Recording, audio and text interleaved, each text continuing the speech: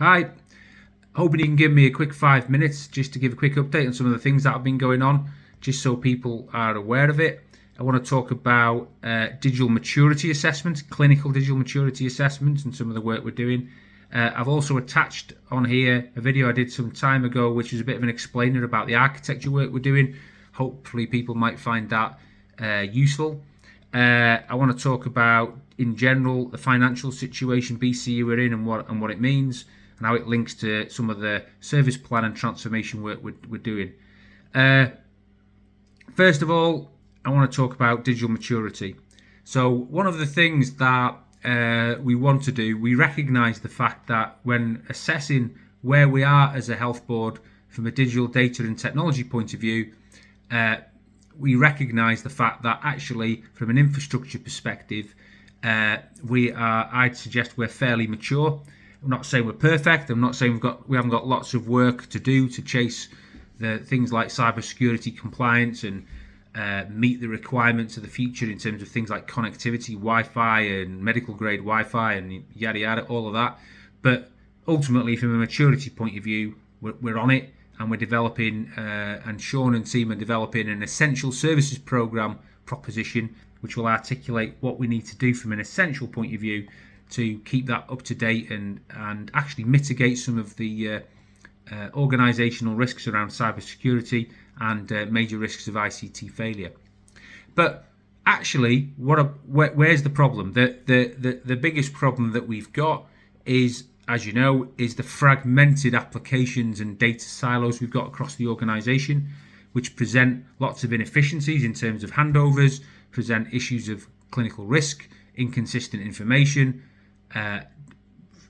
double entry, treble entry, quadruple entry, or whatever. So how are we going to address that? How do we eat the elephant? What's the way forward? Well, the way forward, and I've spoken to this before, is to remind ourselves in the first instance is that digital data and technology is the means to an end, not the end itself. Therefore, we need to start with what the problem is. What is the business problem that we need to solve? And then from that, work with the business, work with clinicians, operational staff, whatever, to actually co-produce the solutions we need to solve those problems, so that there's adoption of that and we realise the benefits from that. With such a massive and complex problem as we've got in BCU with our applications, one of the suggested ways forward is to actually use an international maturity assessment. And one of the things that we've got meetings with next week and we're going to progress with is look at HIMSS, HIMSS, is look at the HIMSS Electronic Medical Record Adoption Model, EMRAN. So HIMSS is an international organisation which does maturity assessments of electronic patient record delivery. Whether or not it's delivered as one system or delivered as multiple systems, it looks at the functionality, what these systems do and what they should do as a minimum. And it enables us to benchmark our maturity to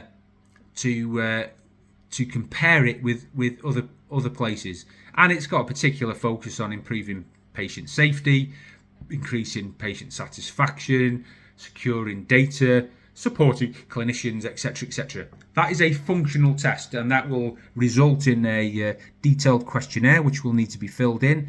Our key clinicians, your Jasons, your Ambus, Karsten, Mark, etc., Jane, will be doing that, engaging with other clinicians in terms of assessing where we are, and HIMSS hopefully will be coming in to help us to do that.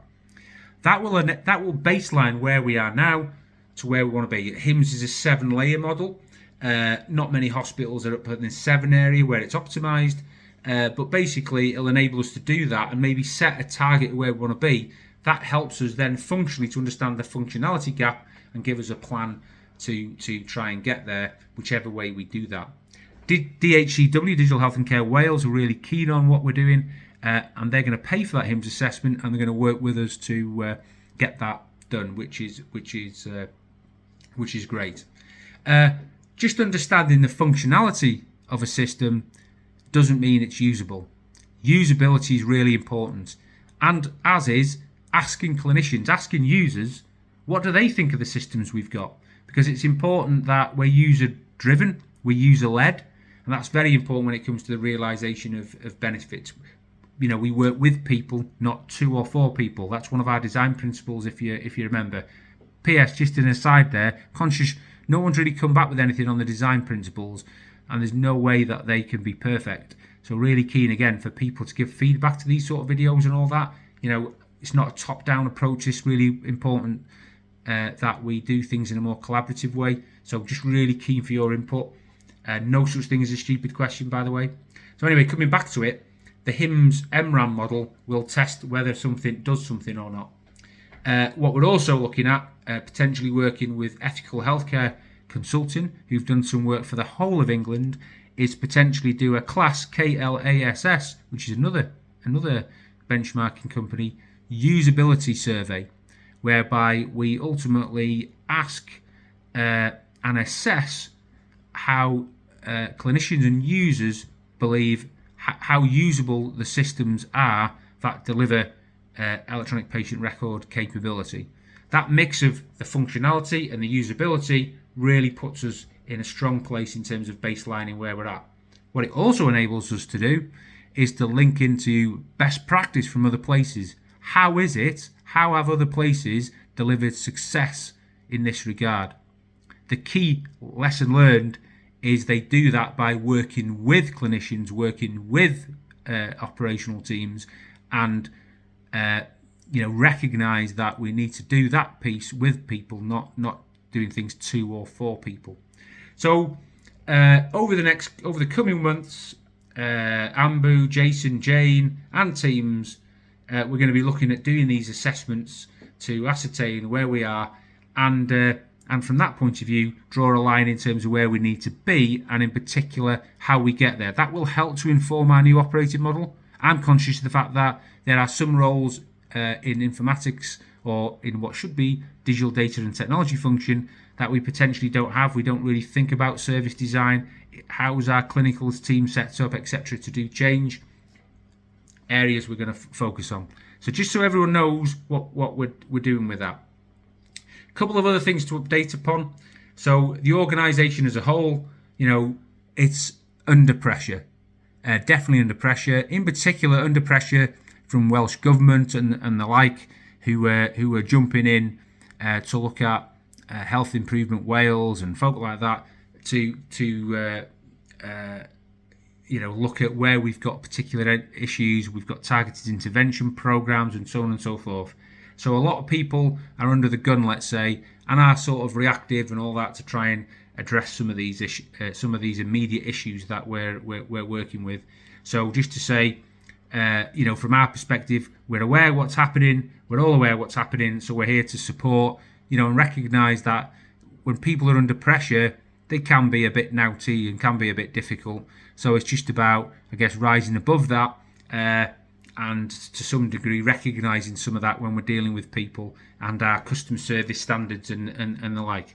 That's not to say we're going to take unreasonable behaviour, and that's not acceptable either. But just to make that point, that a lot of people are under pressure at the minute, so we recognise that and we're looking to support the best we can. Financially, there are big challenges in terms of the efficiencies that we need to deliver across BCU. There's over £30 million worth of efficiencies required. Clearly, our stance is, and Andrea in particular and team are looking at our new PMO process and benefits realisation and all of that. Fundamentally, the idea is, well, actually, don't be doing a salami slice, certainly not of informatics or the digital data and technology function. Again, comment on that, please. Give us £1 and we'll give you £2 back through a transformation. Technology can enable, more activity or whatever. So, Andrea and team are looking at benefits, working with the transformation team. So how we do benefits realization, how we do prioritization of projects, how we commission projects, all of that is ongoing at the minute and really important when we think about the need to deliver some significant savings. So SLT are coming up with ideas for how we can do some more of that. I know there's been some work around some of the capabilities, the Power App capabilities and all that, and the new Microsoft contract. So lots of opportunities there. Looks like there's been lots of great work, which is fantastic. We did do workshop on the digital dictation and speech recognition project. Hats off to Donna Hughes and team for the amazing work rolling a lot of the digital dictation capability across the health board, and that's really gone down well, and the success of that so far. One of the challenges we've got, of course, is that as part of that project, we laid out some benefits, you might say, based on evidence of what's been done elsewhere, which is a good way of doing it, but not necessarily put the arrangements in place for how we're going to realise those benefits as an organisation. This is not just about informatics. How do we as an organisation realise some of those benefits? So some of that particular project, which is a great project where there's definitely going to be some benefits, is one where to some degree we're going to be testing our benefits realisation approaches. And also possibly, fingers crossed for me, because I'm obsessed with this way of working, possibly thinking about maybe doing some service design work, which is obviously the more modern methods of change and user-led sort of design in terms of designing new ways of working, etc., and where technology fits in. So that's that on the finance and benefits realisation side of things. So just so people are aware of it. There are regular joint executive team meetings between Welsh Government and the BCU exec. I was on the annual review of that, and we were in a position to be able to inform Welsh Government where we're at from an informatics perspective. So I did that, and just for your information, that went down okay. I think there is a recognition and realisation that data is key. The right information to inform decisions is key.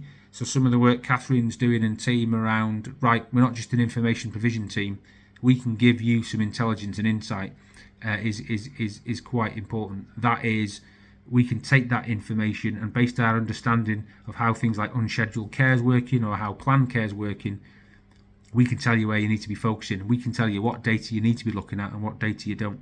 Completely different culture and way of working from what's been happening in the past by the sounds of it, but really looking forward to Catherine shaping a paper to go to EMT on that, and maybe she'll do a video soon to explain some of that.